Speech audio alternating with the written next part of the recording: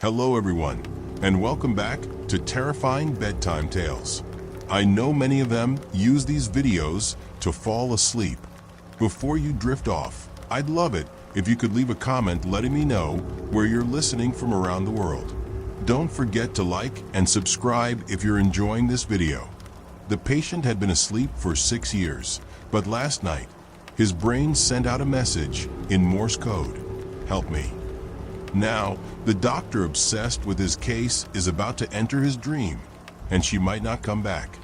Dr. Mara Ellison tapped the edge of her coffee cup against the desk, watching the slow heartbeat blip across the monitor. Room 5's patient had been asleep for 6 years. The machine recorded steady REM activity, a pattern far too complex, too frequent, and too consistent to be normal. The man's name was Caleb Rourke, age 38, former teacher, no head trauma, no coma-inducing event. One night, he simply went to bed and never woke up. His body remained healthy with minor intervention. Brain scans showed vivid activity, and most unsettling, his dream patterns responded to the outside world. Mara had been on the case for 9 months, her curiosity turning to obsession. She'd watch as the EEG would spike when music played, or when someone said his name. But the data got stranger. 2 weeks ago, his brain activity matched real-time events around him. When a nurse spilled a tray beside him, his vitals surged as though startled. When they whispered something sad, his eye twitched, a tear falling moments later. It was impossible, which is why Dr. Ellison stayed. At 2:03 a.m., the monitor flickered. Caleb's REM waves shifted, no longer random bursts, but deliberate pulses. They were spelling something out in Morse. She blinked. Mara stood, heart hammering in her chest. She double-checked the rhythm, converting the dots and dashes again. "Help me. Jesus," she whispered. She leaned closer to the mic built into the observation window. "Caleb, can you hear me?" No change. She repeated it. No answer. But Mara reviewed the data with Dr. Barnes the next morning. He was the head of neurology and generally didn't entertain speculative theories, especially from junior staff. Morse code. Barnes said, eyebrow raised. "REM isn't a communication channel, Mara. It's not supposed to be. That's what makes it a breakthrough." Barnes sighed. "We've studied him for years. We've tried audio stimulation, TMS, light pulses. Nothing woke him." "I'm not trying to wake him," she said. "I want to join him." That caught his attention. "We've been running closed-loop neurofeedback models in sleep labs. What if we hook up to him, not to observe, but to sync? Create a shared dream interface. You'd enter a nightmare you can't control, or I could find out what's keeping him in there." He looked at her for a long time. "You'd have to go under. Deep theta or REM. Controlled sedation." "I know," she said. "I'm ready."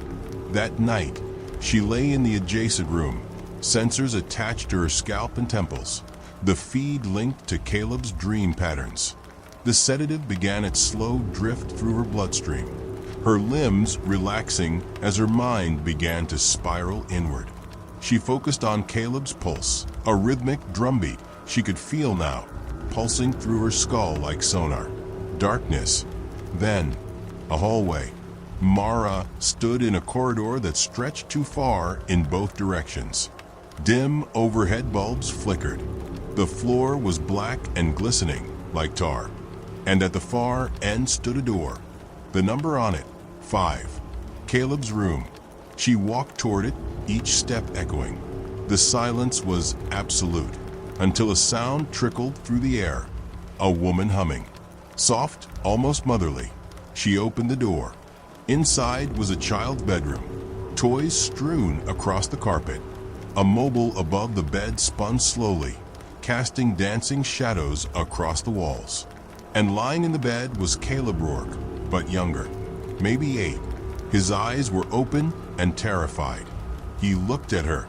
"You're not supposed to be here," he said. Mara stepped forward. "Caleb, I'm Dr. Ellison. I'm here to help you." "She'll know you came," he whispered.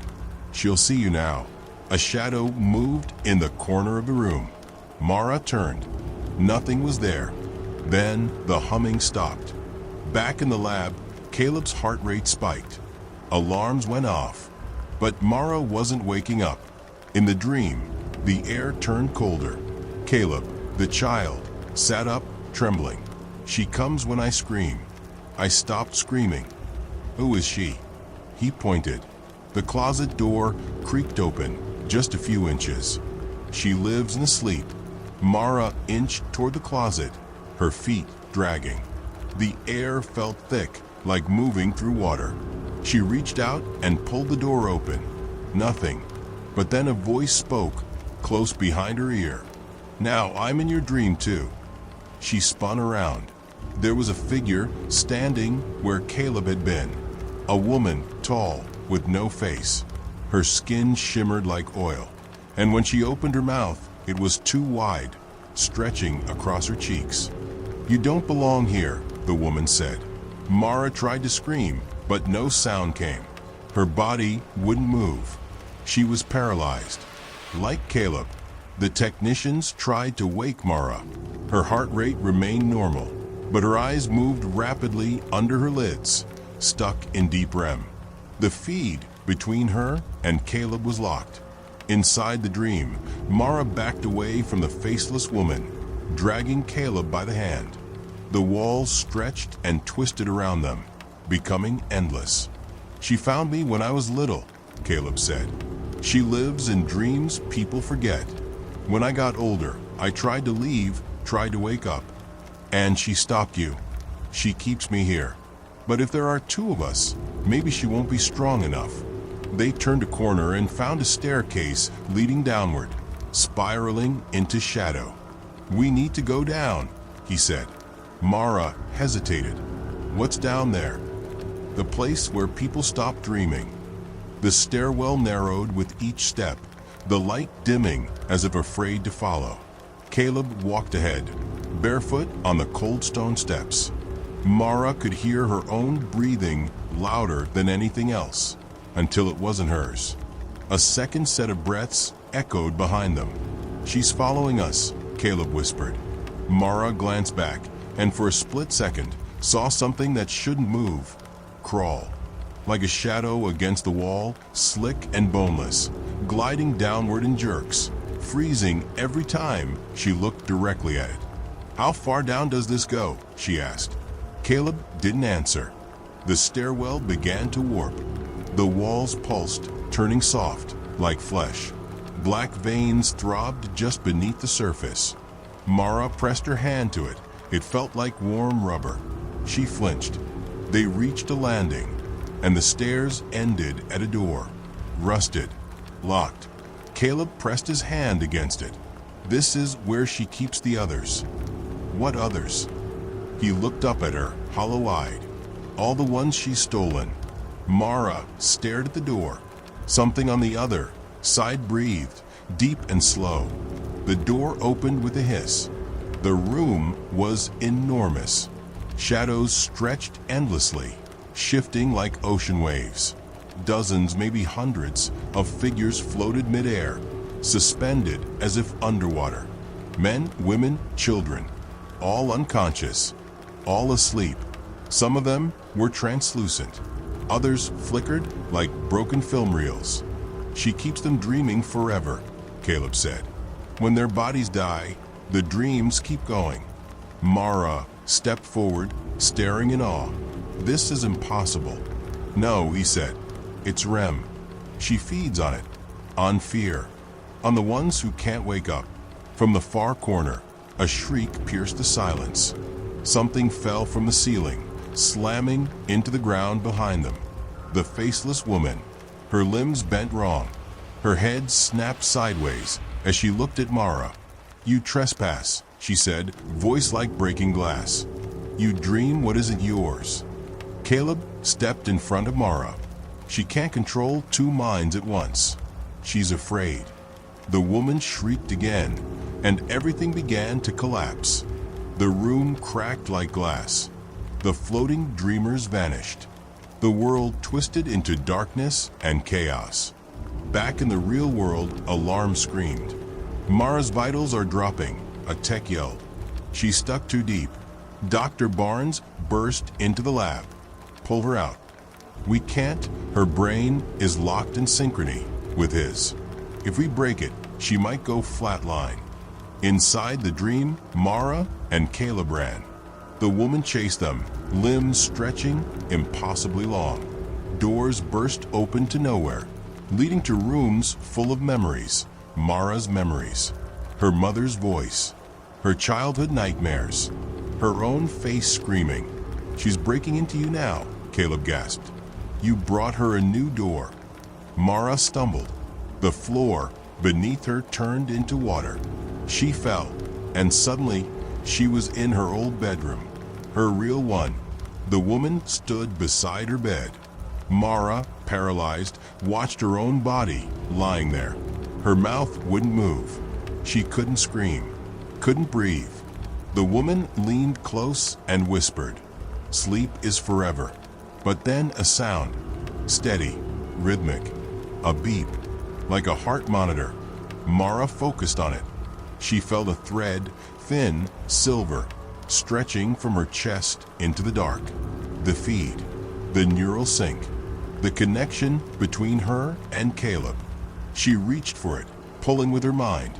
Harder, harder. Caleb, she shouted. Grab it. He appeared beside her, a younger version, still trembling.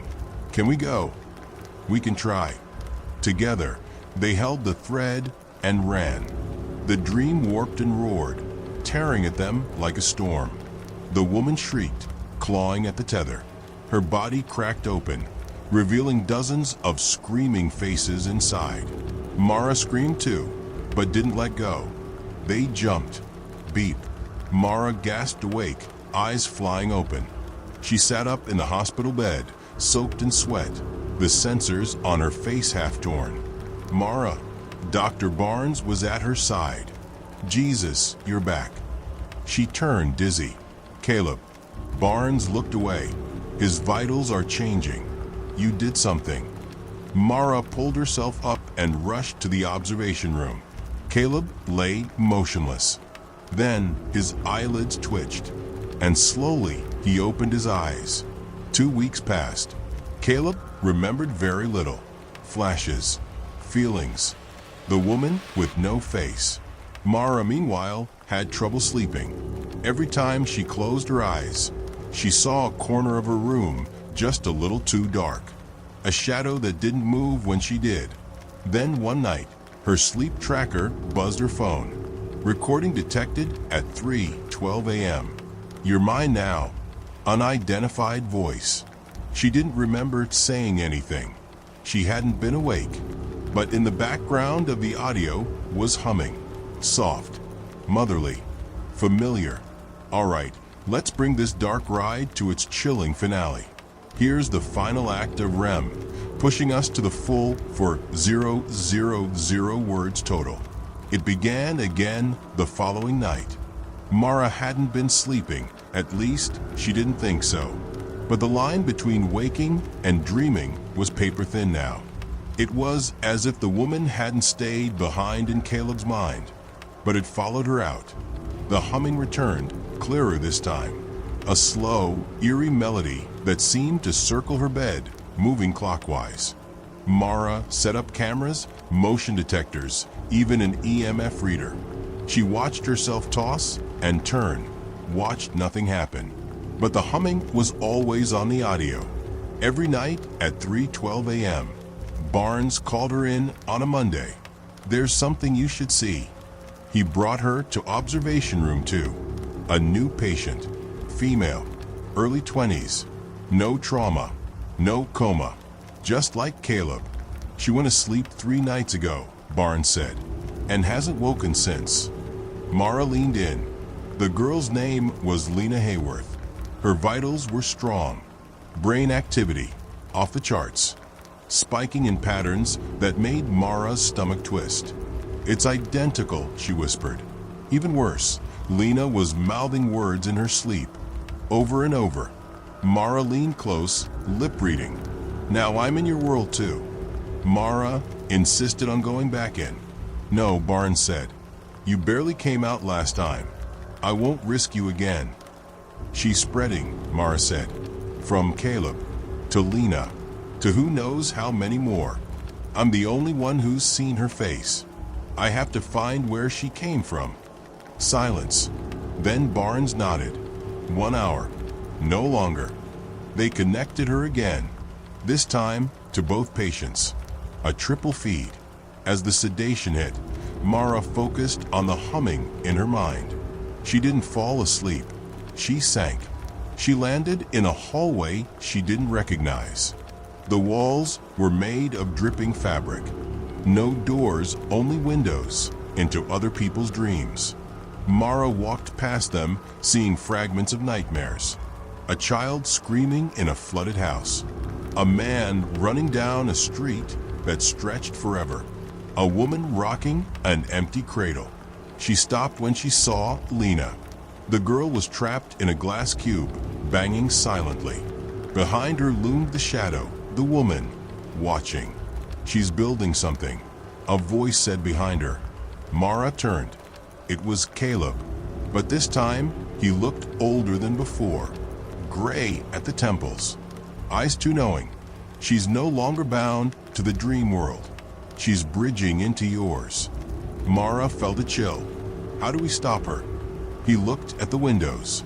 She was once like us, a dreamer, but she went too deep. Died in REM, body forgotten. Mind never stopped. She feeds on the fear of others now, anchors herself in them. How do I kill her? You don't, he said. You let her anchor to you. Mara blinked. What? She can only follow one dream at a time. If she latches to you fully, the others will be freed. But you'll never wake again. Mara approached Lena's cube. The woman turned her faceless head. Black tendrils stretched toward Mara like smoke. You want me, Mara said. Take me. The tendrils paused. I'm the one who came into your world. I'm the one who brought you out. Let them go. Bind to me. The woman tilted her head. Then she smiled. It was the worst thing Mara had ever seen. The dream world cracked. Mara felt herself pulled, yanked by the spine, the soul into darkness. The humming grew louder, louder, until it was inside her skull. In the lab, Lena gasped awake. Then Caleb. But Mara remained still. She's flatlining, a tech yelled. No. Wait, brain activity spiking again.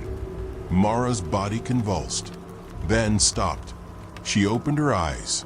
Everyone in the lab sighed with relief. Mara, Barnes said gently, You okay? She sat up slowly. Yes, she said. I'm fine. But her voice was wrong. Too calm, too flat.